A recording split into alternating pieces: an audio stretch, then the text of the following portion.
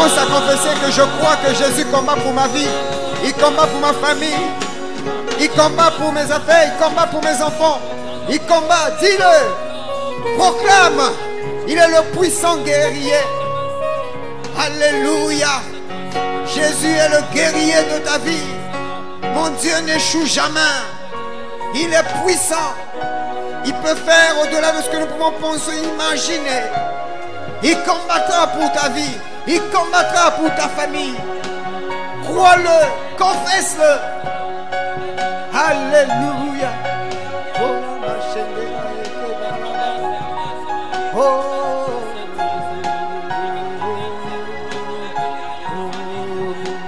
Puissant, puissant guerrier. Puissant guerrier. Puissant guerrier. Fort dans le combat. Adonai, son Chantons, puissant guerrier. puissant guerrier. Jésus. Fort dans le combat. Adonai, son nom. Acclame pour Adonai. Acclame pour Jésus-Christ. C'est lui qui combat pour toi. Alléluia. Oh, béni soit ton nom, Seigneur. Merci parce que nous croyons que tu es là et tu combats pour nous. Nous voulons, Seigneur, prier encore ta parole, pour ces moments où nous voulons partager ta parole. Le psalmiste a dit, comment est-ce que je vais sanctifier ma vie? Je vais serrer ta parole contre mon cœur. Et Seigneur, ce matin, nous voulons encore serrer cette parole. Nous voulons prendre cette parole et la mettre en pratique. Et Seigneur, merci de disposer encore un moment et que cette parole soit annoncée telle que tu le voudras. Nous te confions, Seigneur, chacun de nous. Donne-nous de comprendre ces choses. Donne-nous d'assimiler ces choses parce que l'ennemi ne veut pas que nous puissions comprendre. C'est pourquoi tu nous as dit que quand la parole est enseignée, l'ennemi vient mettre la distraction afin qu'il y en ait qui ne comprennent pas et qui ne puissent pas être sauvés. Mais ce matin, en vertu du pouvoir et de l'autorité que tu nous as donné, nous ramenons toute pensée captive à l'obéissance de ta parole afin que chacun soit sauvé. Bénis encore ces moments et que toute la gloire te revienne. Au nom de Jésus, nous avons prié. Amen. Amen. On peut acclamer encore le Seigneur.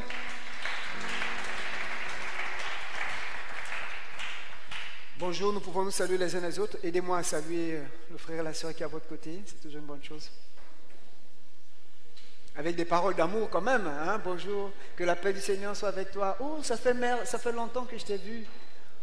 Que la gloire de Dieu brille sur nos visages. Voilà. Amen. Est-ce qu'on peut encore acclamer le Seigneur pour nous-mêmes? Que Dieu soit loué. Nous poursuivons notre partage sur les fêtes de l'Éternel. Il y en a 7 fêtes. C'est un peu trop fort. Il y a 7 fêtes, je disais. Et donc sur les 7 fêtes, nous avons déjà vu la première fête, tout au moins la grande fête qui est subdivisée en 3, la fête de Pâques. Premièrement, il y a la Pâques elle-même, la fête des pains sans levain et la fête des prémices. Et ce matin, donc, nous allons introduire la fête des pains sans levain et certainement le dimanche prochain, nous pourrons terminer la fête des pains sans levain. Nous avons dit aussi que nous étudions ces fêtes non pas parce que nous devons les fêter, parce qu'en tant que chrétiens, disciples de Christ, nous n'avons plus obligation à fêter ces fêtes. En effet, dans Hébreux chapitre 10, le premier verset, la Bible nous dit ceci, Hébreux chapitre 10, le premier verset, je vais lire donc dans la version parole vivante, voilà, on nous dit ceci, la loi de Moïse ne possède pas l'image véritable des réalités spirituelles que Christ nous a envoyées. Vous voyez ici, l'auteur aux Hébreux nous dit ceci, la Torah, la loi de Moïse, telle que Dieu l'avait envoyée, n'avait pas des réalités, l'image véritable des réalités spirituelles. Mais qu'est-ce qu'elle contient? Elle contient juste une ombre imprécise des biens à venir. Parce que c'était l'ombre des choses à venir, mais c'était imprécis. Mais nous trouvons l'accomplissement de toutes ces fêtes-là dans la vie de Christ. Et c'est pour cela que nous avons dit que Christ est notre Pâques. Nous avons vu qu'est-ce que Christ a apporté dans notre vie. En tant que Pâques, par son sang, il nous a délivrés. Par son sang, il nous a donné la protection. Par son sang, il a donné le salut à notre famille. C'est pourquoi nous disons que Christ est notre Pâques. Maintenant, nous allons voir la deuxième Pâques, la deuxième fête, qui est donc la fête des pains sans levain. La fête des pains sans levain. Nous avons 3 textes, mais nous lirons qu'un seul pour des besoins de temps. Lévitique chapitre 23, verset 5, jusqu'au verset 8, c'est ce que nous allons lire. Mais pour ceux qui prennent note, vous pouvez donc compléter les 2 textes suivants. Exode 12, verset 15 à 17, et Exode 13, verset 3 à 10. Donc ces 3 textes-là, nous allons faire la synthèse et comprendre la pensée de Dieu par rapport à la Pâque telle qu'il a donnée au peuple juif. Lévitique chapitre 23, verset 5 jusqu'au verset 8, je lis. Le premier mois, le 14e jour du mois, entre les 2 soirs, ce sera la Pâque de l'Éternel. Verset 6. Et le 6e jour de ce mois, ce sera la fête des pains sans levain, en l'honneur de l'Éternel. Vous mangerez pendant 7 jours des pains sans levain. Le premier jour, vous aurez une sainte convocation. Vous ne ferez aucune œuvre servile. Vous offrirez à l'Éternel pendant 7 jours des sacrifices consumés par le feu.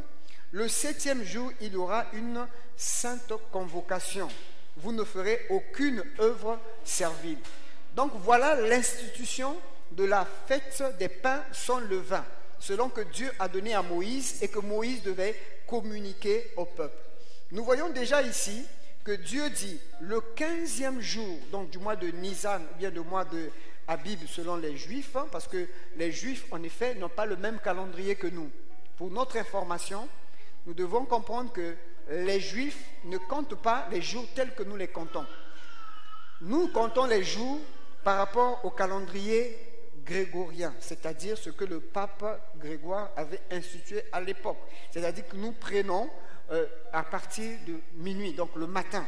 Nous on compte le matin et le soir. Alors quand vous lisez dans Genèse 1er, vous lisez attentivement dans Genèse 1er, vous allez voir qu'il y a un refrain qui revient souvent. Qu'est-ce qui est dit là?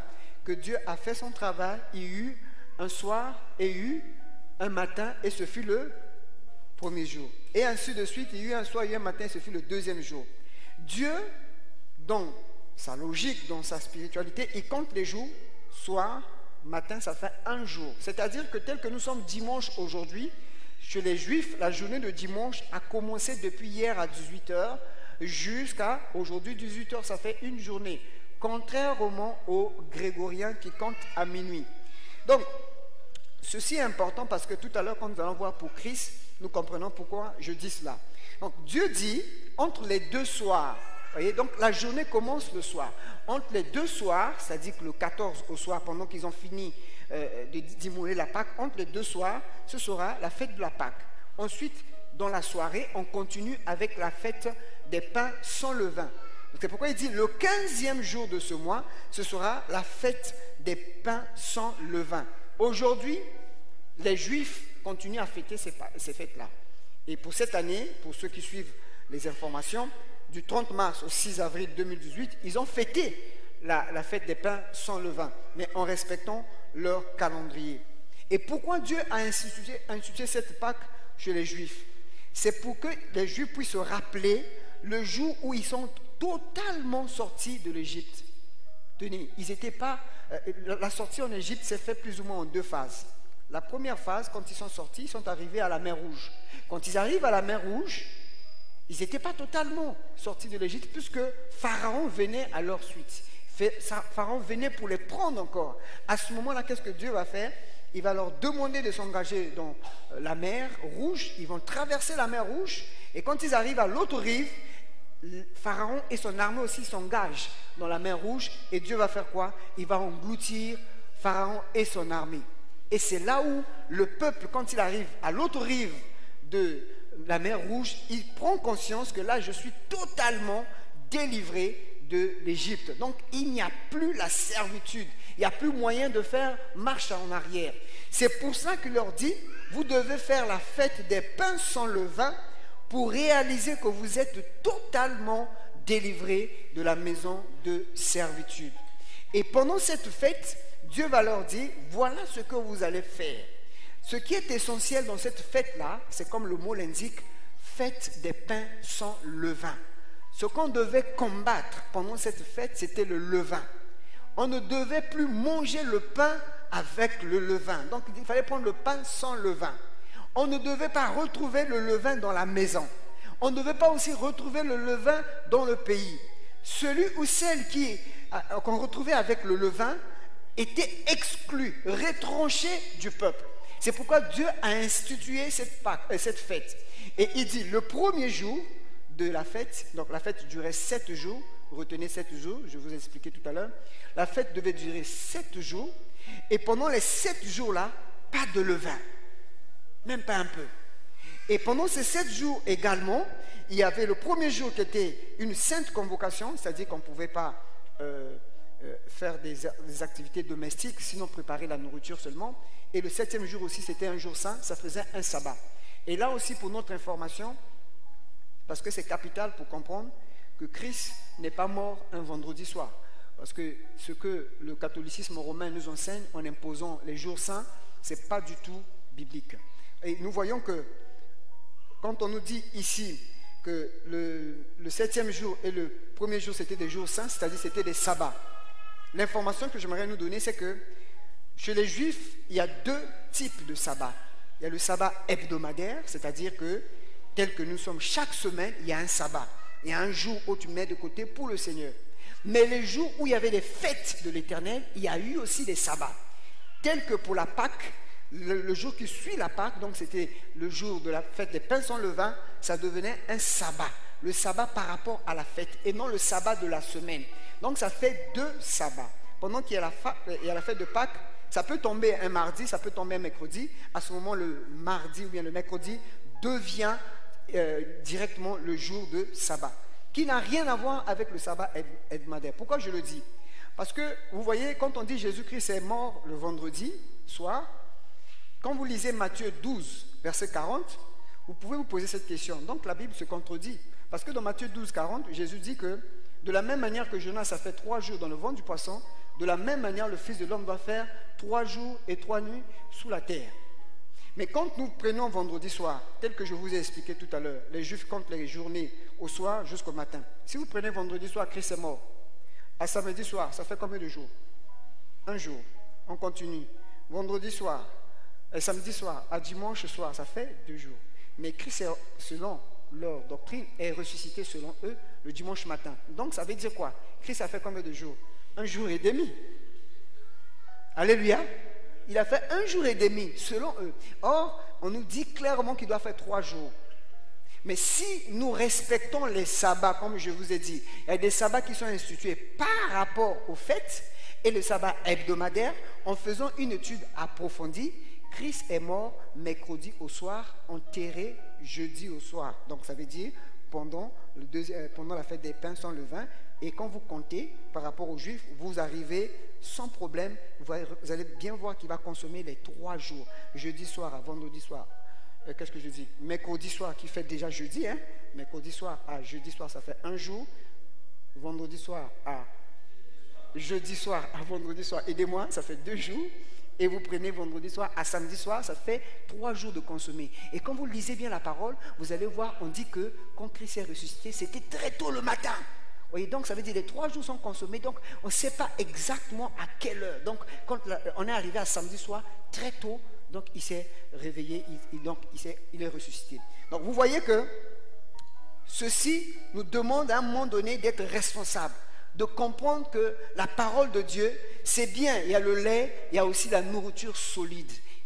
Nous devons être soucieux nous-mêmes de notre croissance. C'est bien d'être des népios, de désirer le lait spirituel. Le lait spirituel, c'est la parole de Dieu basique. Viens au Seigneur Jésus-Christ, tu seras sauvé. Christ a délivré des démons. Tout ça, c'est le lait spirituel, c'est bien, c'est basique. Mais, à un moment donné de ta vie, on a besoin de s'approprier la parole. C'est-à-dire de méditer. Mais en fait, Dieu ne dit pas de lire la parole et de pratiquer. Il dit, lis la parole, jour et nuit. Ensuite, fais quoi? Médite. C'est-à-dire que, vous voyez, quand quelqu'un mange normalement dans une maison, qu'est-ce que la personne fait? Il mâche. Tu mâches correctement la nourriture. Il faut bien mâcher, tu mâches bien et tu manges, tu n'auras pas de problèmes digestifs. Mais quand tu prends le morceau de foufou, tu le divises en deux, tu prends, paf, une raclée, paf, deux raclées. À la fin, tu auras des problèmes. Oh, j'ai mal au ventre parce que tu manges mal. Beaucoup de chrétiens sont comme ça, ils mangent très mal. Ils prennent la parole de Dieu, on l'a dit, le pasteur a dit ça, il avale. Non, le pasteur c'est un homme, alléluia. C'est un homme. S'il ne s'est pas préparé, parfois il peut vous dire des choses qui viennent dans son esprit. Authentique. Il y a un homme de Dieu, je ne vais pas citer le nom, qui a dit ceci. Oh, pendant que je priais, Dieu m'a montré, c'est Hillary Clinton qui sera la présidente de la République. Authentique, hein? Après, est-ce que Hillary Clinton était présidente de la République? Alors, qui lui a parlé? C'est Dieu ou bien c'est lui-même ou bien c'est Satan? C'est lui-même. Il a fait ses analyses, comme c'était un culte de dimanche, il a voulu jouer un numéro, et je vous assure, nous on a suivi ça sur les réseaux sociaux dès que c'est sorti. On a dit, c'est bon, prophète, c'est bien, ok. Après, paf, quand c'était pas bon, au fait, c'est ce qu'ils ont fait. Le matin, là, clac, ils ont retiré. Pour dire qu'un homme de Dieu, c'est avant tout un homme. Nous devons, même s'il prêche, vous voyez, même les apôtres quand ils prêchaient, Paul disait, on va y revenir, si je vous annonce un autre évangile qui n'a rien à voir avec l'évangile de Christ, que je sois qui? Anathème. Donc ça veut dire que quand quelqu'un prêche, je dois prendre note, je dois vérifier, je dois aller faire des recherches. Est-ce que ce qu'il dit est conforme à la parole? Si ce n'est pas conforme à la parole, je fais quoi? Je rejette. Et donc c'est pour ça que nous devons rechercher à un moment donné la nourriture solide. Donc tel que je vous ai parlé des calendriers, des sabbats et tout ça, ça fait partie de la nourriture solide. Soyez rassurés, aimez ces choses, ça vous fera du bien. Donc ça veut dire que je lis la parole, je la médite, je comprends. Parce qu'avant d'appliquer, il faut d'abord comprendre. Si tu n'as pas compris, tu n'appliqueras pas. C'est pourquoi quand on va à l'école, à l'université, partout, on nous fait d'abord la théorie. Il faut d'abord que tu comprennes la théorie. On vous fait des QCM, on voit si vous avez compris, on pose des questions. Et puis dès que vous avez assimilé la théorie, quand on vous mettra sur la pratique, vous allez comprendre. J'étais impressionné pendant que mon épouse était en train de mettre au monde. Donc la gynécologue était en train de m'expliquer pas à pas ce que mon épouse était en train de ressentir. J'ai dit, waouh. Donc je dis, bon, elle commence à tomber. Elle dit, ce qu'elle est en train de subir là, c'est telle chose. Il faut que j'admette. Mon Dieu, j'ai dit, waouh. Quelle connaissance. Elle a tellement compris, elle avait la capacité d'expliquer et elle était en train de pratiquer. Elle dit, bon, tel que je vois là, l'enfant va venir à tel endroit, à telle heure. Elle a étudié et c'est tombé pile poil. Et on est arrivé là, paf, l'enfant est sorti. On a dit, mon Dieu. Pourquoi? Parce qu'elle a compris la théorie. Quand elle se met sur la pratique, c'est facile. Et c'est valable pour les enfants de Dieu. Un enfant de Dieu qui a médité la parole, qui a compris la parole, pour la mise en pratique, il n'y aura pas de problème. Et si vous voyez quelqu'un qui a du mal à mettre la parole de Dieu en pratique, quelque part, il n'y a pas eu la méditation. Le problème, ce n'est pas de courir. Le problème, c'est de prendre même un verset. Tu lis, tu relis, tu médites, tu regardes les mots grecs, les mots hébreux, version parole vivante, version parole de vie, tu lis, tu revois, tu poses la question, tu regardes qui a parlé de ce sujet, tu vérifies sur Internet. Aujourd'hui encore, nous avons la grâce. Il y a beaucoup de serviteurs de Dieu qui font des grandes émissions, comme des chaînes comme de EMC TV, des grandes chaînes qui vous font des bonnes choses. Vous allez, tu regardes, tu vérifies. Il y a même des universités, tu peux t'abonner en ligne. Donc, tu as de quoi méditer. Et quand tu as médité là, qu'est-ce que tu fais? La pratique devient naturelle. Mais si tu n'as pas médité, la pratique ne sera pas naturelle, tu auras toujours des problèmes. Maintenant, revenons. C'était juste une parenthèse pour nous dire que c'était important de comprendre ce qui est solide. Si nous regardons maintenant par rapport à Christ, ça c'était par rapport aux Juifs, donc ils doivent célébrer cela. Mais Christ, la Bible nous dit qu'il est mort pendant la Pâque. Il y avait la Pâque, un peu la même chose quand le Saint-Esprit est venu. C'était au moment où il y avait la fête de Pentecôte. Christ est mort pendant qu'il y avait la Pâque. Ce n'est pas un fait de hasard. Ce n'est pas que Dieu a fait comme ça. Non. Dieu, dans son calendrier, il voulait maintenant renouveler l'intelligence pour faire comprendre aux gens, maintenant, Christ va accomplir la fête de Pâques, la fête de pain sans levain, la fête de prémices et la fête de Pentecôte. Et les autres, nous allons voir un peu plus tard. Dans Jean chapitre 19, verset 31 jusqu'au verset 42. Regardez ce qui va se passer là. Jean chapitre 19, 31 à 42. La Bible nous dit ceci. Dans la crainte que les corps ne restassent sur la croix pendant le sabbat, Ici, il s'agit du sabbat de la Pâque et non pas le sabbat hebdomadaire. C'est pourquoi quand vous allez faire le décompte, vous allez voir qu'il fait 3 jours. Alors, qu'est-ce qui se passe ici? Il y a 3 donc crucifiés, Jésus et les 2 brigands. Les Romains, quand ils crucifiaient quelqu'un, ils devaient laisser le corps sur la croix pendant au moins 1 semaine. Puisque c'était généralement mis à l'entrée de la ville, tous ceux qui passaient par là, tous les brigands qui passaient par là, en voyant les crucifiés, ils prenaient conscience pour ne plus commettre du banditisme. Et c'est pour cela que les Romains devaient laisser les corps sur le bois. Et ici, dans le cas de Jésus, comme c'était la fête de Pâques, les Juifs savaient, pendant la fête de Pâques, on ne peut pas laisser les corps dans le pays. S'il y avait des corps, il fallait les enterrer, tout ça. Et on ne peut même pas laisser les morts à la croix. Ce n'était pas possible. Bon, il se trouve que ces 3-là qui étaient à la croix, normalement, les 2 brigands n'étaient pas encore morts. Jésus était déjà mort, mais les 2 brigands n'étaient pas encore morts parce qu'on explique médicalement, je parle sous le contrôle des médecins, je ne sais pas si je vais dire correctement, eux-mêmes ils pourront bien parler. Donc quand quelqu'un pendu sur la croix, il peut résister encore parce qu'il puise la source de respiration par les genoux. C'est ce que les médecins disent. Hein, je ne sais pas si c'est à peu près ça. S'il y a le froid.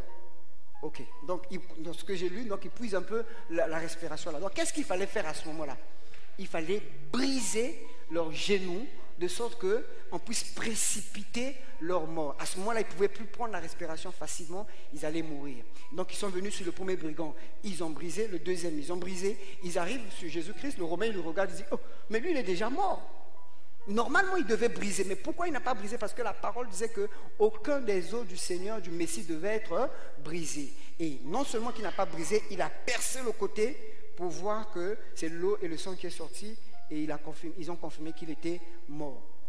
Et les 3 donc étaient morts. Ils ont brisé les genoux des autres. Et donc, il y avait les 3 corps. Alors, les Juifs vont dire, ils vont demander à Pilate, il faut rompre les jambes, comme je vous ai dit. Et puis, quand on les enlève, on puisse les enterrer. Et pourquoi ils ont fait cela? On peut revenir au verset 31. On dit que c'était la préparation. Verset 31, là, on était voilà. C'était la préparation. Et ce jour de sabbat était un grand jour. Dans d'autres versions, on dit que c'était un jour solennel. Donc, ils ne pouvaient pas rester. Donc, ils ont fait cela parce que c'était la Pâque. Et la Pâque, ça devait suivre la fête des pains sans levain.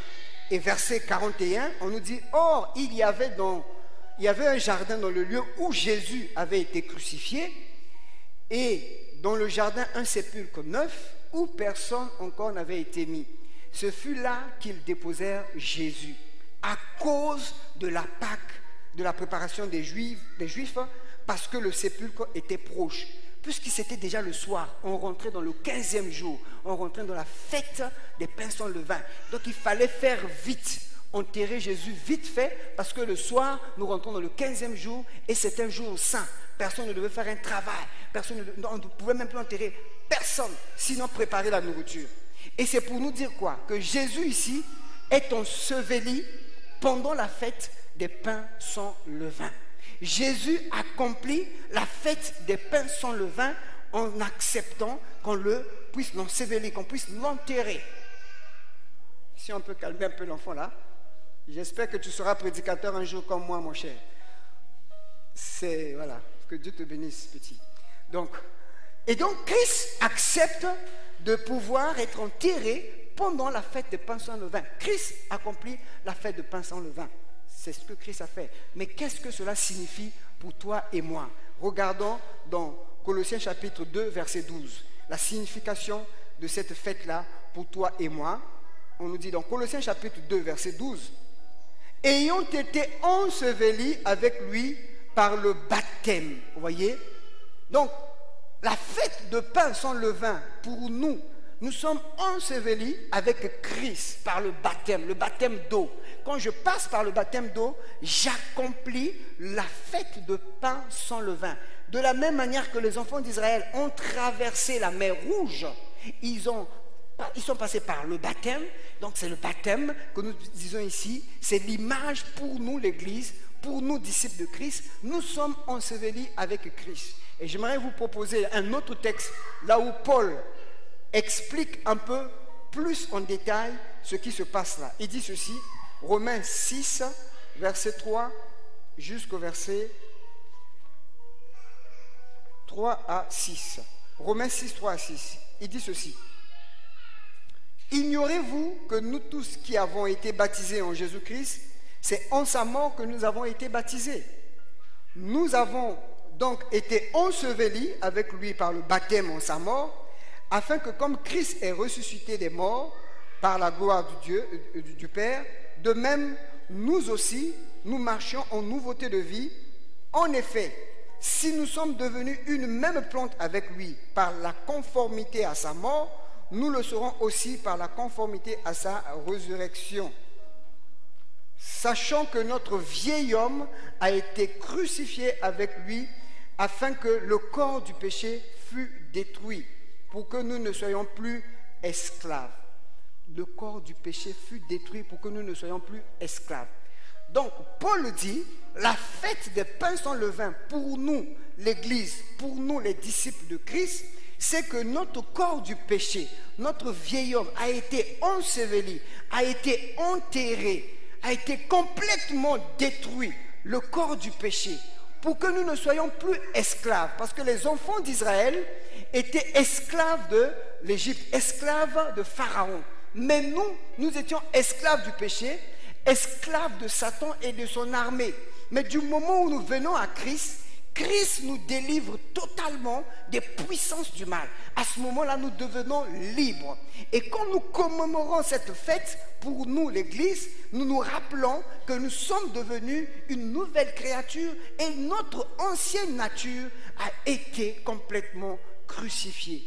Et je vous disais tout à l'heure que cette fête devait durer 7 jours chez les Juifs. Chez nous, les chrétiens, les disciples de Christ, le chiffre 7, d'ailleurs, c'est pour tout le monde, c'est le signe de la plénitude, de l'achèvement, du complet. C'est-à-dire que de tout ce qui est parfait. Il y a 7 jours dans la semaine. Donc c'est l'accomplissement, c'est l'achèvement, on achève. Ça veut dire quoi pour nous aujourd'hui? Il n'est pas question de fêter la fête de Pâques un jour spécial dans l'année, puisque je suis en Christ, c'est tous les jours. Au fait, la fête des pains sans levain, on peut aussi appeler cela, pour nous, c'est la sanctification. La sanctification, c'est un processus. Parce que, vous voyez que pendant cette fête, qu'est-ce que les enfants d'Israël devaient faire? Ils devaient combattre le levain. On ne devait pas avoir le levain dans le pays. On ne devait pas avoir le levain dans la maison. On ne devait pas avoir le levain dans le pain. Le levain devait être complètement détruit pendant ces jours. Et c'était des jours saints. C'est la sanctification. Le Seigneur veut que son peuple soit sanctifié. Quand il est venu, il est mort. À la Pâque, nous célébrons l'agneau, l'agneau pascal. Il a donné sa vie pour nous. Il nous a délivrés. Il nous a donné la guérison. Il a donné la victoire. Il a guéri notre famille. C'est bon. Mais à la fête des pains sans levain, il n'est plus question que Christ fasse quelque chose. La grâce est là. La grâce est venue. Mais il est maintenant de notre responsabilité de combattre le levain. C'est pourquoi il dit au peuple, vous devez rechercher le levain qui est le péché, vous devez le rechercher. Et si vous trouvez, vous devez détruire le levain. Et c'est ça la fête de pain sans levain que nous devons comprendre en tant que chrétiens, en tant que disciples de Christ. Christ l'a accompli. Est-ce que nous l'avons accompli? Est-ce que nous fêtons cette fête tous les jours? Est-ce que nous voyons, est-ce que le levain est sorti de notre vie? C'est là que j'ai renommé, c'est vrai que nous parlons de la fête des pains sans levain, j'ai renommé pour nous, disciples de Christ, j'ai renommé cela comme ceci, devenir, donc le thème de cette prédication, toujours dans le grand thème des pains sans levain, j'ai renommé devenir et rester une pâte nouvelle. Devenir et rester une pâte nouvelle. J'ai puisé cela dans 1 Corinthiens chapitre 5, versets 7 à 8, dans la version Parole vivante. 1 Corinthiens chapitre 5, versets 7 à 8, dans la version Parole vivante, il dit ceci: faites donc disparaître tout vieux levain du milieu de vous, afin que vous soyez et que vous restiez, voyez, afin que vous soyez et que vous restiez une pâte nouvelle. En tant que chrétien, vous êtes réellement libérés de tout levain et devenus des pains sans levain. Car nous aussi, nous avons un agneau pascal qui fut immolé pour nous et c'est le Christ lui-même. C'est pourquoi célébrons la fête non plus avec le vieux levain de l'ancienne vie, ni avec le levain de la méchanceté et du vice, mais uniquement avec les pains sans levain qui s'appellent pureté et qui s'appellent vérité et innocence. Qu'est-ce que Paul est en train de nous dire ici? Que nous maintenant, nous sommes devenus des pains sans levain. Christ est le pain de vie et nous, nous sommes des pains sans levain. Est-ce que tu peux dire que je suis un pain sans levain? Dis-le encore un peu plus fort. Voilà, on va te manger tout à l'heure. Voilà, donc nous sommes devenus des pains sans levain. Paul dit ceci, qu'en réalité, quand on fête la fête de pain sans levain, parce que quand il parle de célébrer la fête ici, il célèbre la fête de pain sans levain, il dit, il ne s'agit plus du pain physique, il s'agit de vous. Au fait, qu'est-ce que le levain? Le levain, c'est un agent de fermentation. Quand le levain entre dans la pâte, vous ne voyez pas, c'est subtil. C'est un peu comme l'ivraie. Hein? Quelqu'un a fait son champ et l'ennemi vient mettre la mauvaise herbe dans le champ. Et petit à petit, ça croît. On ne se rend pas compte. Le levain, c'est vrai que c'est le péché, mais il s'agit de quelque chose de subtil, de quelque chose d'ingénieux. C'est pas... Le péché, c'est quoi? C'est transgresser la parole de Dieu. Le péché, c'est quoi? C'est mentir. Le péché, c'est quoi? C'est faire du mal. C'est dire des faux témoignages. On connaît le péché. Un peu comme on dit ce jeune homme riche qui pose la question à Jésus-Christ. Qu'est-ce que je dois faire pour pouvoir hériter la vie éternelle? Jésus lui dit, tu connais le commandement. C'est quoi les commandements? Hein, tu ne mentiras pas, tu ne diras pas des faux témoignages, tu n'auras ton père et ta mère. Tout ça, il connaît. Le péché, on le connaît. Mais ici, le levain est subtil. Paul est en train de dire, maintenant que vous êtes devenus des pains sans levain, mais vous devez veiller à ce que vous restez des pains sans levain. Devenir des pains sans levain, c'est quand on a donné notre vie à Christ. On a accepté de marcher avec Christ. On est devenu des pains sans levain. Mais rester des pains sans levain, c'est tout à fait autre chose. Et là, ça demande de notre part une certaine vigilance. Et c'est là où nous commençons à remarquer, il y a certaines attitudes qui petit à petit commencent à infiltrer l'Église et les chrétiens. Et petit à petit, qu'est-ce qu'on commence à sentir? Les gens commencent à monter, sans se rendre compte. Les gens commencent à dire, ah, notre Église, c'est la meilleure Église. Ah, notre pasteur, il prêche bien. Ah, chez nous, on ne se rend pas compte. C'est subtil. On commence à se dire, moi, je suis le plus beau, ou bien je suis le plus intelligent, je suis le plus crack, moi, je suis la fille d'intelligence. Petit à petit, des choses. Et même, vous voyez, il y a des gens, quand ils rentrent même dans les églises, on a mis le service du protocole, on dit, papa, assieds-toi là, ou bien maman, assieds-toi là. Vous voyez, pauvre protocole. Il dit, va t'asseoir là. Regarde, il passe. Il ne regarde même pas la place qu'on lui a donnée. Il va s'asseoir à la place qu'il a choisie. Pourquoi? Parce que c'est vrai qu'il a été sauvé, c'est vrai qu'il est chrétien, mais il ne se rend pas compte. Petit à petit, le levain est en train d'entrer dans sa vie et il devient, sans se rendre compte, orgueilleux. Parce que la finalité du levain, c'est de le faire monter. Or, ce qui fait monter, c'est l'orgueil. Et quand on est orgueilleux, bien aimé, on ne pourra pas être racheté quand le Seigneur revient. Parce qu'il dit, il résiste aux orgueilleux. Voyez? Donc le levain s'infiltre dans l'église et on ne se rend pas compte. On est là, c'est pour cela, je dis ça au premier culte, je dis ça au deuxième culte. C'est pour ça, ce vendredi-là, à 23h, nous allons faire la guerre au levain. On aura une veillée de prière que nous allons dénommer la guerre contre le levain. Alléluia. Une veillée de prière à 23h.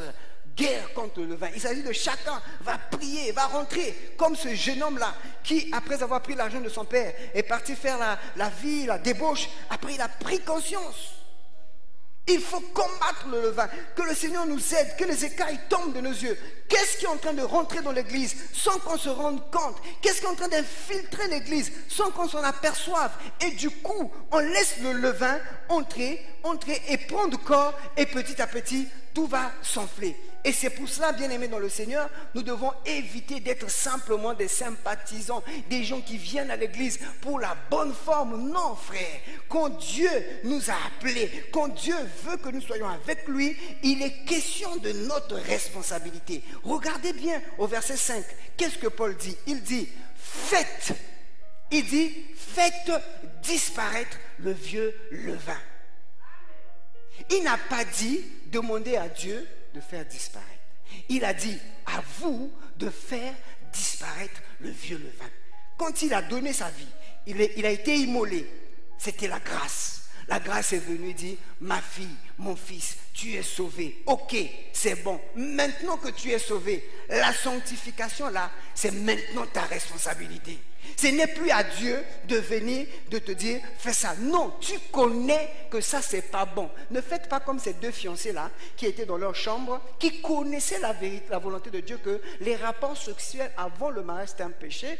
Ils s'asseyent dans leur chambre et commencent à prier. Seigneur, fais que quelqu'un vienne toquer à la porte. Si quelqu'un toque à la porte, nous, on va comprendre que, on va arrêter. Tu connais déjà la volonté de Dieu. Il te dit, attends le jour du mariage. Monsieur et la fiancée, sérieux, c'est pas une histoire inventée, c'est sérieux. Ils ont prié. Vous pensez que Dieu a envoyé quelqu'un? Dieu n'a pas envoyé quelqu'un. Comme Dieu n'a pas envoyé quelqu'un, vous savez, quand vous êtes déjà, il y a déjà le levain qui commence à faire son travail dans vous. C'est le levain. Quand ça fait déjà le travail, tu ne peux rien faire. Donc, ils ont attendu. Rien. Il a dit, qui ne dit mot, consent. Donc, et le ciel, ma soeur, le ciel est d'accord avec nous. Kwenda. Après, tu vas dire quoi? Pourquoi? Parce qu'ils n'ont pas veillé.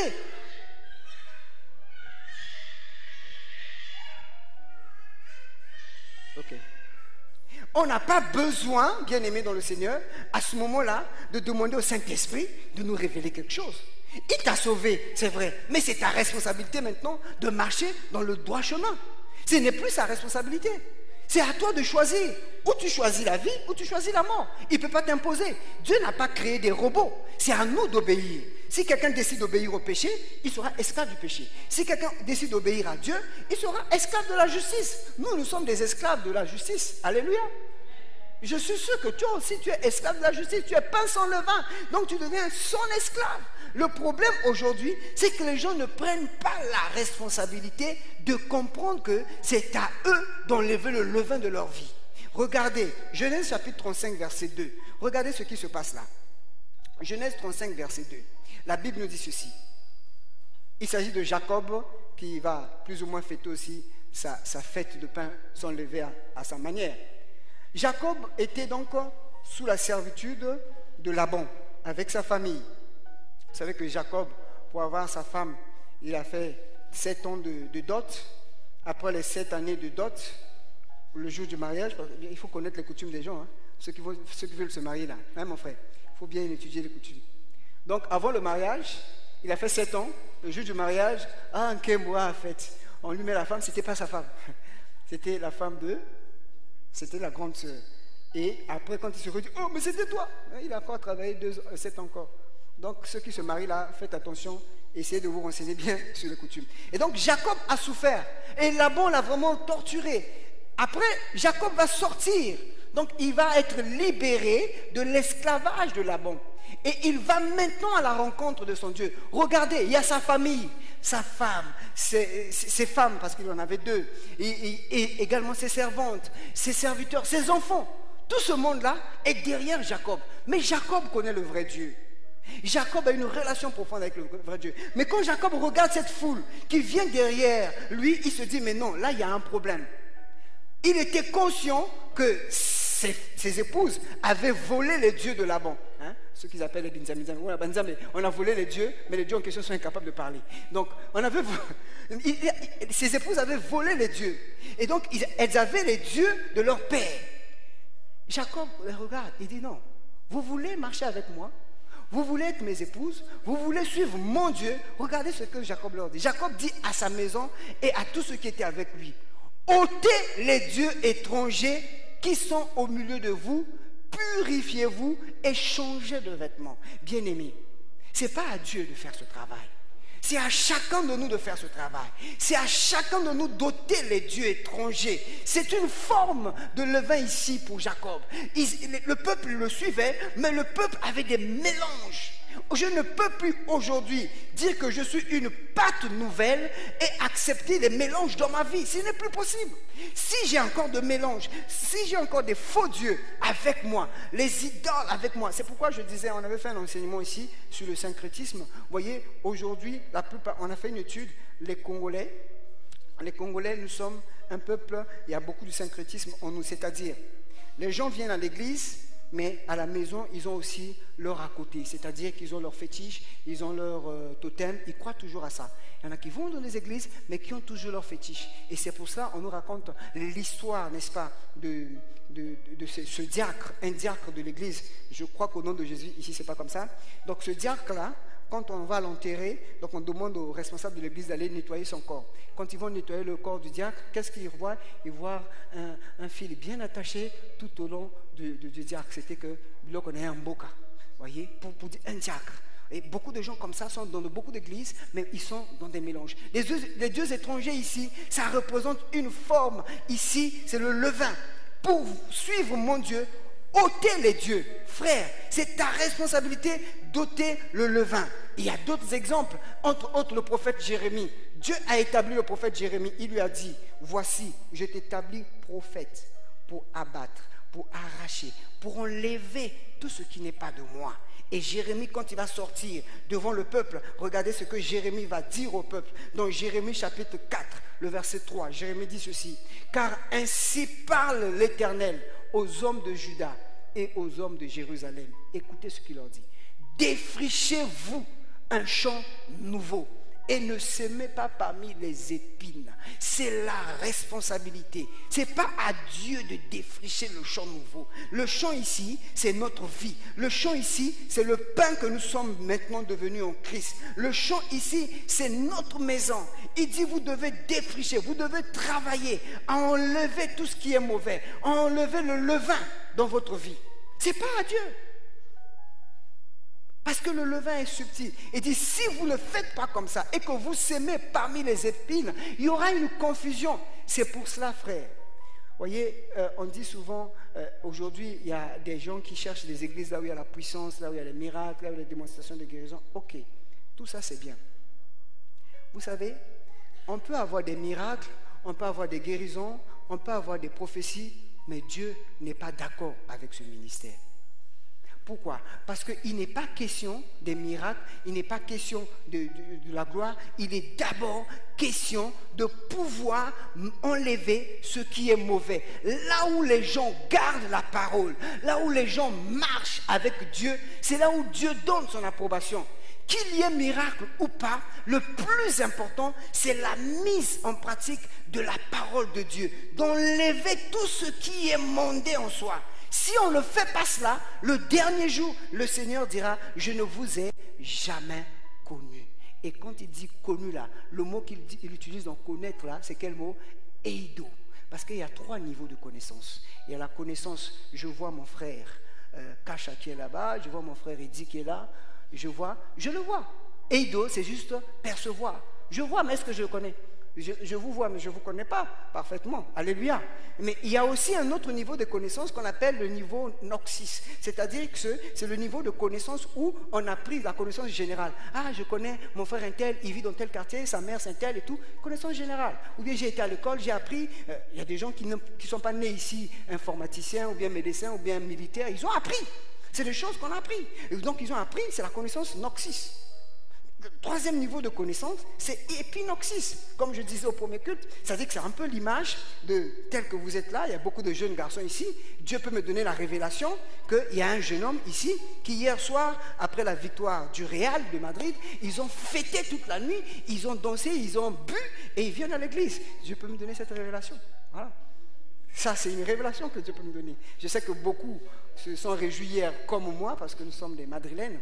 Mais, je ne peux pas connaître l'état de tout le monde. Et Jésus dit, je ne vous ai jamais connu. Et le mot connaissance, c'est eido. Vous vous rendez compte? C'est même pas une connaissance générale, mais il met vraiment le niveau élémentaire. Je ne vous ai jamais vu. Alors que ces gars-là vont dire, Seigneur, nous avons fait ceci en ton nom. Nous avons chassé. Vous avez fait tout cela, mais il y avait le levain en vous. Vous n'avez pas défriché le champ. C'est pas le miracle qui compte. C'est pas le parler en langue qui compte. C'est pas. La Bible dit, même si je fais des miracles jusqu'à cracher du feu, c'est pas ça qui est essentiel. Ce qui est essentiel, c'est pourquoi les 7 fêtes-là, il faut comprendre. Si vous comprenez les 7 fêtes, vous allez comprendre la pensée de Dieu pour l'humanité, la pensée de Dieu pour chaque homme. C'est pourquoi on a dit qu'il y a une portée prophétique pour Israël et pour l'Église, mais il y a une portée personnelle. Il y a une portée pour les nations. Donc Dieu ici est en train de nous dire, il faut enlever ce levain en nous. Alors ce levain-là, vous dites, oui frère, tu parles du levain, oui, ok. Mais c'est quoi ce levain?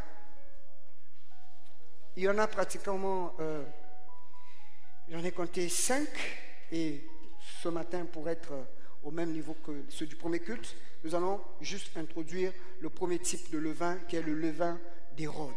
Il y en a 5 levains, je vais vous citer cela, et nous allons voir le premier levain.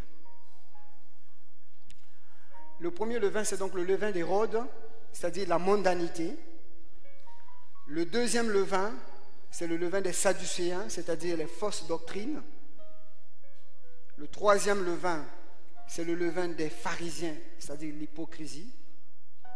Le quatrième levain, c'est le levain des Corinthiens, l'impudicité.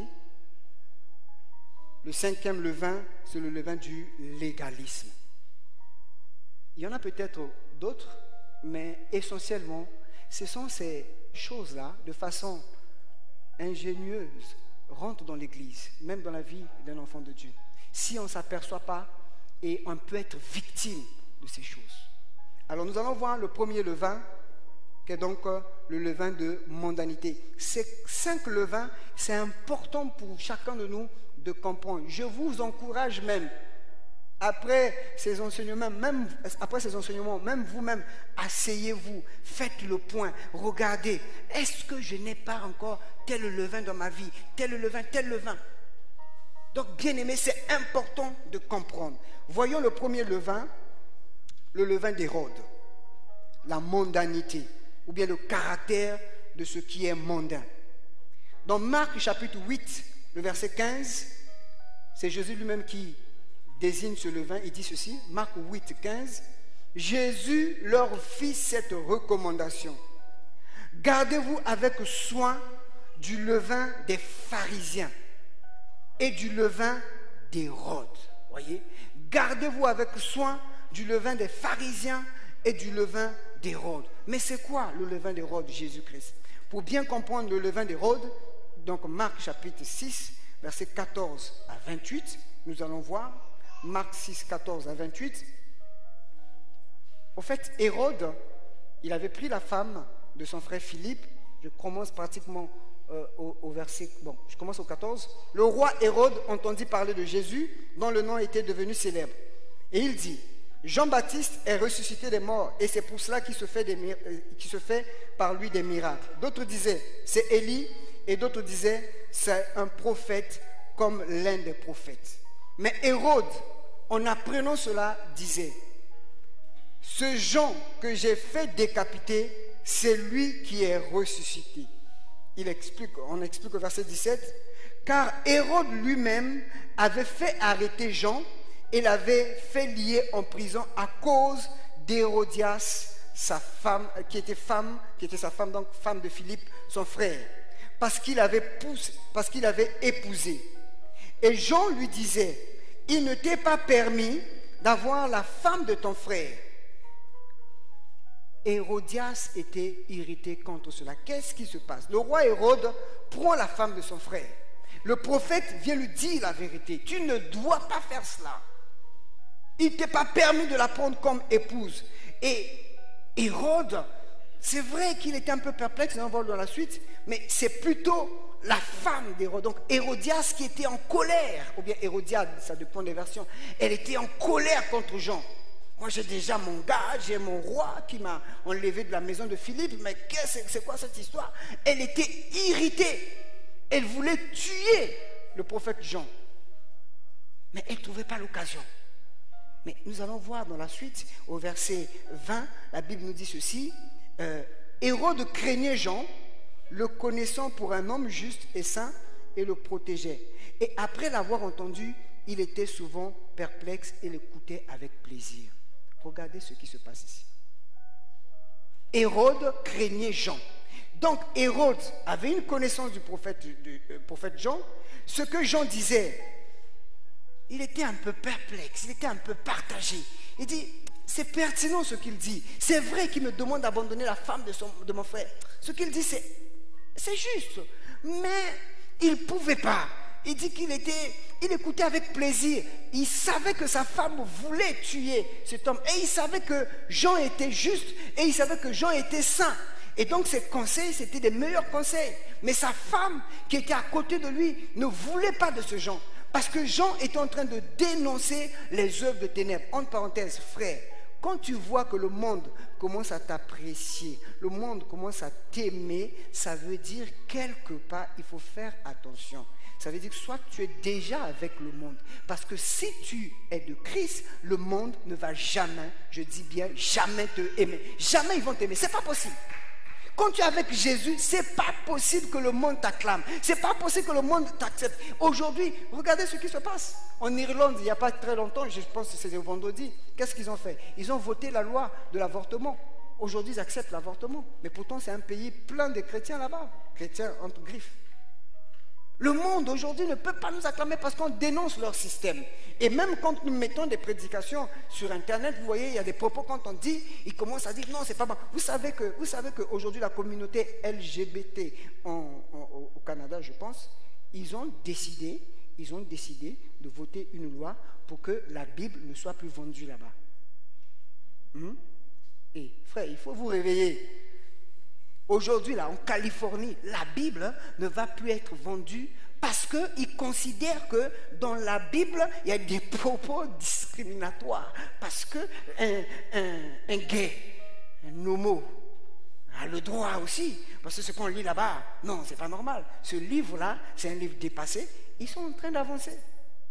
Le monde ne peut pas nous apprécier.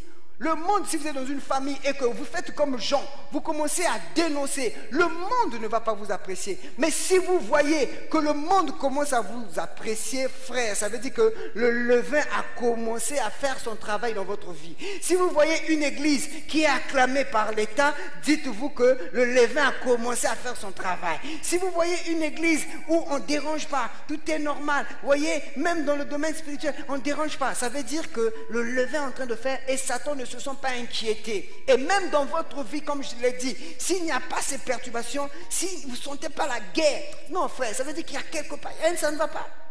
Parce que vous avez la lumière, vous êtes en train de dénoncer dans votre service, vous allez dire ça c'est pas bon. On va dire lui, toi tu l'as dépassé, oh c'est quoi ça? On va te mener la guerre, mais on ne te vaincra pas. Parce que Jésus est avec toi, il dit ils te feront la guerre, mais ils ne vont pas te vaincre. Ils ont fait la guerre à Jean, mais ils n'ont pas vaincu Jean. Jean était le plus grand des prophètes, de tous les prophètes qui sont nés au Fils de l'homme. Il a été décapité, c'est vrai, mais Jean est resté authentique. Aujourd'hui, si nous ne sommes plus authentiques, ça veut dire le message du levain est entré dans l'église. Continuons toujours pour comprendre le levain d'Hérode. Au fait, le levain d'Hérode, c'est quoi? C'est le verset 22, qui est notre verset clé ici. Verset 22, dans la version parole vivante, nous allons comprendre le levain d'Hérode. Voilà.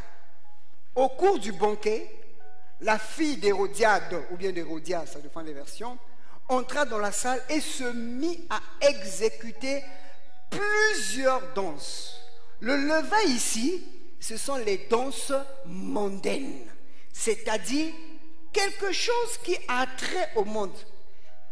Hérode aimait Jean, Hérode protégeait Jean, Hérode avait plaisir à écouter Jean, mais Hérode avait aussi plaisir de fêter les anniversaires, il avait aussi plaisir de voir des filles danser. Il y a des gens ici qui aiment l'église, qui aiment le pasteur Denis, qui aiment le pasteur Okuya, qui aiment toutes ces personnes que vous connaissez, qui aiment des frères et des sœurs, qui aiment danser ici quand on danse, décoller, ils aiment décoller, mais en même temps, c'est les mêmes personnes, quand on met l'araignée, ils se mettent à faire comme l'araignée. Alléluia! C'est le levain. Il y a encore quelle danse? Ndombolo, ça on connaît. Il y a quelqu'un qui nous a parlé d'une danse là, le frère là, il faut qu'on le voie bien. Polopoto? Quoi? Zolopoto. Frère, il ne faut pas nous emmener ça ici. Hein, parce que ici, eux ici, ils ont une danse là. Oui, il fait comme ça. Hey, hey, hey. Vous avez pris ça où? Attention, hein, il faut maintenant faire l'exégèse de toutes les danses. Parce que, frère, la danse là, elle a exécuté plusieurs danses. Donc en son époque là-bas, s'il y avait l'araignée, elle a dansé l'araignée, elle a dansé le zolopoto, elle a dansé je ne sais pas quoi, le ndombolo. Aujourd'hui, il y a même des gens qui disent Mabina et Utanalola. C'est-à-dire que la danse revient du ciel. Quand vous voyez un musicien païen danser, il faut prendre cette danse-là, vous sanctifier par le sang de Jésus et vous emmener ça ici. Frère, ça c'est quelle danse? Nos danses à nous ici en Afrique, c'est seulement le keto. Le keto. Les autres font même comme ça là. Bon, écoutez, bon. Le smurf et puis je ne sais pas, en tout cas, je ne sais pas danser. Hein. Elle a exécuté plusieurs danses. Donc, il y a des gens qui aiment l'église, qui dansent décoller ici. Il y a même des gens qui sont dans l'église. Quand on danse, vous les voyez souvent comme ça. Frère, retrouvez le seul. Ah! Et moi, il a mis. Il y en a qui mettent leur truc, des écouteurs. Mais toi, tu danses quoi? À l'église, tu ne peux pas danser. Mais quand tu arrives quand même, tu mets tes écouteurs.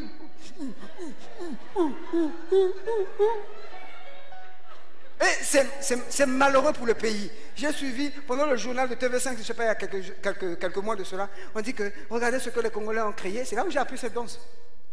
Il dit, les Congolais ont créé une danse spécifique, ça s'appelle l'araignée. Et ça passe. Moi, je dis, ah, est-ce qu'on se rend compte que Bazo Tcholabiso, hein? Et les qui n'a journal, l'araignée. On a montré quelqu'un qui était sur une table, papa, qui est parti, qui est mais c'est quoi? Elle a exécuté plusieurs danses. Et c'est ça, frère. C'est ça le levain. On peut être à l'église, on aime l'église, on aime le Seigneur, on a du plaisir. Ah, la prédication là c'était bien. Frère, tu peux m'envoyer la prédication? Ah, c'est bien. Quand on publie une prédication, vous savez, aujourd'hui les gens ne regardent plus les prédications. Quand vous publiez là, il faut seulement j'aime. Quand tu fais j'aime là, c'est comme s'il a écouté. Il n'a pas écouté. Il faut vous repentir, hein. Parce qu'avant de faire j'aime, la logique voudrait quoi? Tu écoutes d'abord du début jusqu'à la fin. Alors tu dis waouh. Tu dis j'aime et tu mets un commentaire. Bien, vraiment, pasteur, que Dieu vous bénisse. Mais aujourd'hui, là, tu mets seulement, même pas 5 minutes, clac, mate les j'aime. On dit, oh, on a posté seulement, il n'y a même pas 1 heure, autant de j'aime. Est-ce que tu as d'abord suivi? Voyez?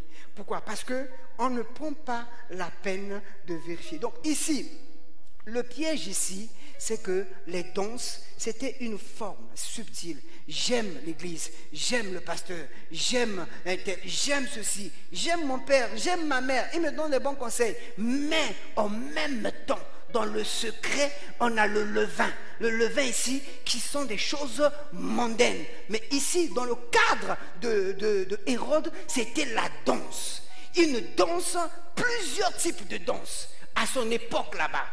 Et je puis vous dire que cette femme-là, Salomé, qui a dansé là, c'est la mère ou bien c'est l'ancêtre ou bien c'est l'aïeul de ce que nous appelons aujourd'hui les stripteaseuses. Vous les connaissez, non?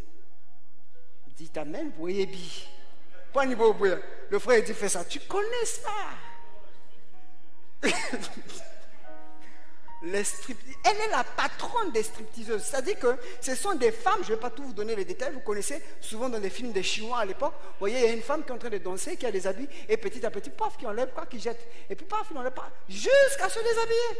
Et aujourd'hui, frère, malheureusement, c'est même arrivé ici, je ne vais pas citer le nom de la boîte, parce que là, on peut me créer des problèmes. Il y a une boîte de nuit quelque part là, à la télé là-bas, ça se passe là-bas. Je ne vous dis pas d'aller là-bas, hein. Ça se passe là-bas. Vous voyez, pendant que vous avez parfois là à l'église quelqu'un qui, la soirée, assistait à des choses comme ça, mais dimanche matin, il vient à l'église. Mais quand il vient à l'église, frère, la personne se retrouve dans quel état? Elle est dans un état de confusion totale. Elle se dit, qu'est-ce que j'ai fait hier soir? Pourquoi j'ai regardé ça? Pourquoi? Vous voyez, lui, il a regardé les danses. On dit qu'à la grande joie d'Hérode, il était content de voir la danse. Mais il ne savait pas que cette danse-là était en train de lui mettre quelque chose de mauvais. C'est comme on nous explique l'histoire de l'ancien. Il y avait un ancien, le président de la République était en train de passer. Et l'ancien là, il regardait. Au lieu d'aller rester à la maison, il regardait comment est-ce que le président passait. Et pendant que le président passait, il y avait des groupes traditionnels qui dansaient les tours. Lui regardait là, le jeune était en train de danser, lui regardait. À un moment donné, là, ça a produit quelque chose. L'ancien aussi, ça a commencé à danser. Le pasteur lui dit, mais ancien, qu'est-ce que tu es en train de faire? Il dit, ah, pasteur, c'est plus fort que moi. Il dit, oh, comment ça, c'est plus fort que toi? On va te sanctionner. Ah, pasteur, sanctionner seulement.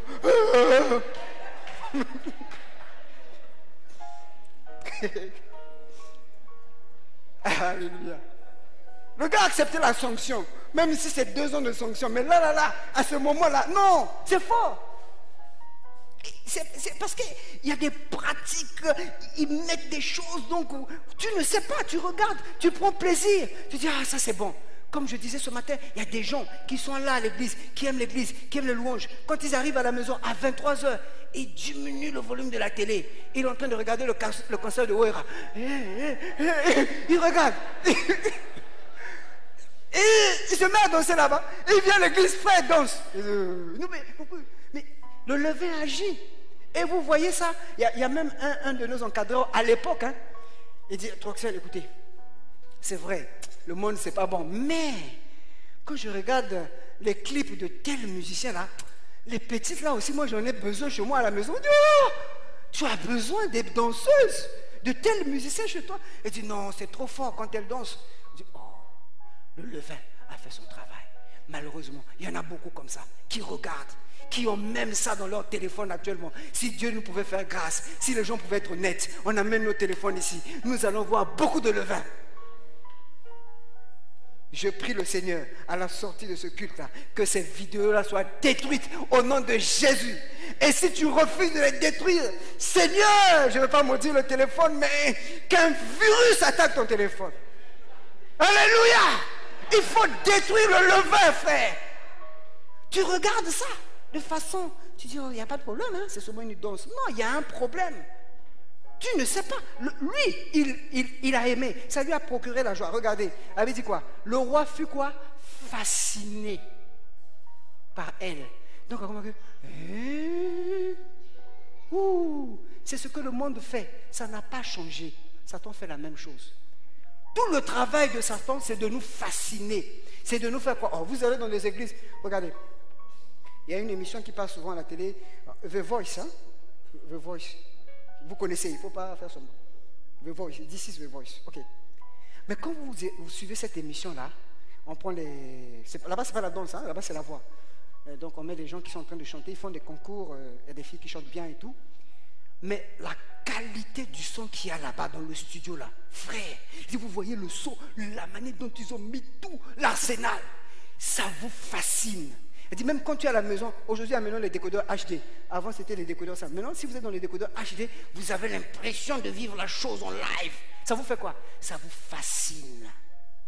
Le monde veut nous fasciner, veut nous séduire, bien présenter la chose. Au point où si on te met ça, on te met le culte de la serf, tu dis, oh, je regarde ça. Le son suit chez nous ici, suit, soit ici.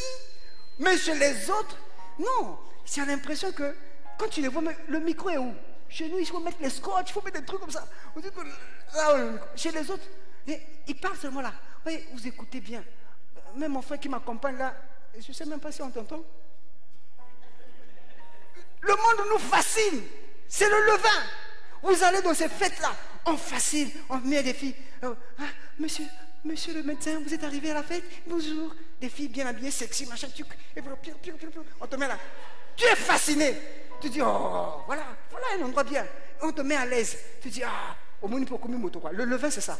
Ça te fait comme ça, et tu commences à prendre des formes bizarres. Il était fasciné par la fille. Tellement fasciné qu'il a oublié qu'il était roi. Il dit, dans sa fascination là, je ne sais pas si ça se dit, hein? Oui, non. Dans sa quoi, vous comprenez? Ok? Au point de lui dire, demande-moi. Non, je pense qu'il n'a pas dit comme ça. Dites-moi, demande-moi ce que tu veux, je vais te donner. Serait-ce la moitié de mon royaume? Vas-y, la suite, maman. Serait-ce la moitié de ton royaume, verset 23? Je te donnerai. Et la fille, vous voyez un peu comme dans les films chinois là, quand ils donnent après le monsieur dit, il fait la fille aussi fait semblant. Attends, je vais voir ma maman. Je vais voir une maman pleine de démons, une maman qui ne voulait pas les hommes de Dieu, une maman qui était possédée par le péché de la mondanité, qui voulait que Hérode ici, Hérode c'est un type de chrétien. Qui aimait Dieu, qui aimait Jean, qui aimait l'écouter, mais qui n'appliquait pas. Mais qu'est-ce qui s'est passé ici? Quand la maman l'a écouté, elle a dit, ma fille, là tu as fait du bon travail. Va demander la tête de Jean-Baptiste. Parce que c'est ce que moi j'avais besoin. Tu as exécuté toute cette danse-là parce que j'ai besoin de la tête de Jean-Baptiste. Frère, Satan n'a pas changé. Il a besoin de la tête de l'église, la serve. Il a besoin de ta tête. Il a besoin de la tête de ta famille. Il a besoin de la tête de toutes les personnes qui craignent Dieu. Maintenant, regardez la suite. Ce chrétien Hérode, plein de levain, qu'est-ce qu'il va faire? Il était triste. Il dit, c'est pas ce que je voulais. Je ne voulais pas ça. Mais il est roi. Il a fait un serment devant les officiers. Est-ce qu'il pouvait encore dire non? C'est pas ce que je voulais dire. Non, moi je veux. Frère, vous imaginez pas, hein, quand vous allez dans les fêtes mondaines. Et nous étions au Mali pendant un mariage. On était surpris, heureusement. Quand vous allez quelque part, il faut vous renseigner. Heureusement, on avait prévu un peu de notre argent. On voit ce moment-là, le gars qui était devant, il commence à dire, le Congo, le Congo, le Congo. On dit, on appelle ici, Troxelo Kouya, le Congo. Au fond, chez eux, quand il y a mariage, comme c'était des gens mélangés, donc le gars devait appeler les gens de chaque famille et il faut apporter de l'argent. Donc tu ne viens pas devant pour la bonne forme, il faut apporter. Et quand tu as donné bien là, on dit encore ton pays là, ça va. Moi je dis, mais c'est... Le collègue que j'ai assisté dit, vas-y seulement, vas-y. Moi, je vais aller faire quoi? Il faut aller donner l'argent. Oh. Malheureusement, j'avais passé la monnaie, j'avais des billets de 10 000. J'ai dit, 10 000. Le Congo, je viens là. Et je donne les 10 000. Malgré moi, qu'est-ce que j'allais faire? Je suis congolais. Je suis venu au Mali pour assister à un mariage. Je suis assis là. On dit le Congo, le Congo. Je ne me levais pas. On dit quoi? On appelle ici Troxelo Kouya. Je fais quoi? Je ne peux pas fuir. Si j'avais refusé d'aller au Mali, je n'allais peut-être pas assister à ça. Et puis comme ça ne suffisait pas, je suis revenu m'asseoir. Mon petit qui était avec moi, il s'est dit que lui, il est sauvé. On entend encore le Congo, le Congo. On dit, on appelle ici, on d'embrasse. Il dit, viens.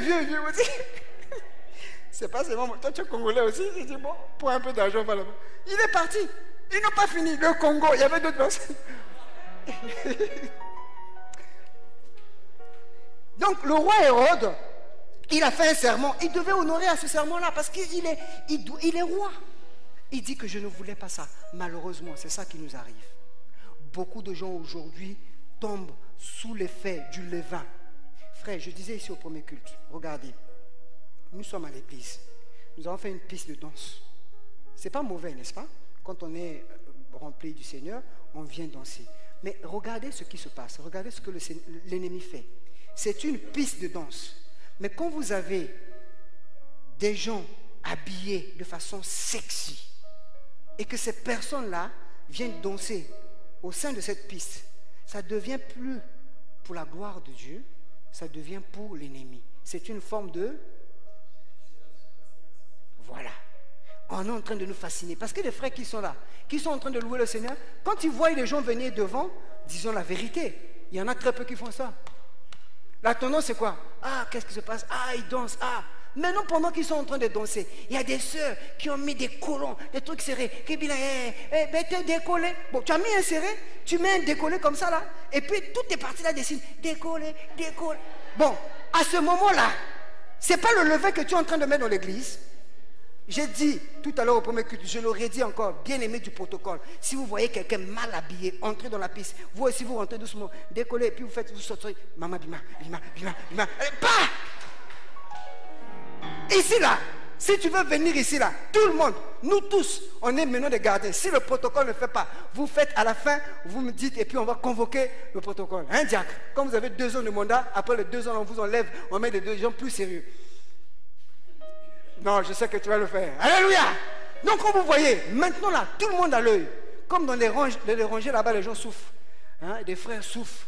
Il n'y a pas de souci. Mais là, si quelqu'un vient danser ici pour nous séduire, pour nous fasciner, vous venez, vous dites, maman, nous vous aimons bien, mais ici là, c'est un lieu saint. Si tu dois danser ici, c'est les pains sans levain. Tu as du levain en toi. Mais quel levain? Va voir la prédication là-bas. C'était prêché tel dimanche. Regarde sur YouTube ou bien demande le CD. Je ne peux pas t'expliquer. Mais oui, il faut enlever le levain, frère. Et c'est pour ça que vous voyez beaucoup des hommes de Dieu tombent avec des jeunes filles. Ou pourquoi les hommes de Dieu tombent avec des jeunes filles? Mais c'est parce qu'ils ont toléré. Et même, vous voyez même les jeunes garçons, les jeunes filles, quand elles tombent, ils viennent voir papa.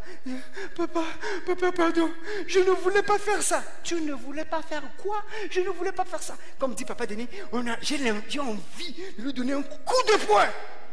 Parce que quand ça a commencé, quand on t'a fait un WhatsApp, tu ne savais pas que c'était dangereux.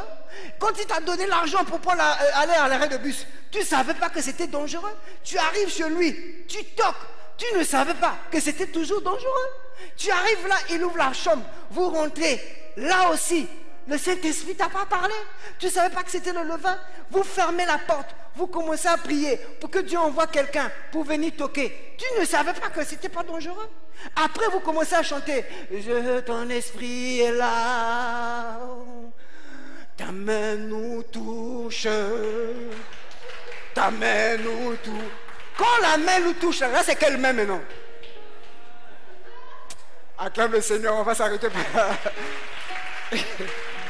On se lève, on va bénir le Seigneur. La suite, on continuera prochainement sur c'était juste l'introduction sur le levain d'Hérode.